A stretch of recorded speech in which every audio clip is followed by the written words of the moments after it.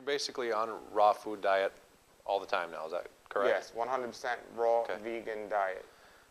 When you talk to other people and speak at conferences about that, what have you heard from your experiences that other people have been able to be cured from using that same kind of diet? Well, I'm always clear to say that the raw food diet or no diet is a panacea.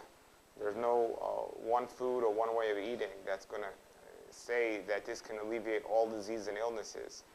So being clear to say that first and make that clear with people. People aren't expecting miracles by, oh, I'm going to switch to eating a raw food diet and get better from my disease. But I will guarantee that it will improve their condition because you're eliminating a lot of the issues or a lot of the things in the diet when you go to eating a raw food diet. So they're not as surprised, and I say a raw food diet 100% might not be for everyone. So I'm very clear to leave it open for people to do the best they can do for their situation and what they're willing to do.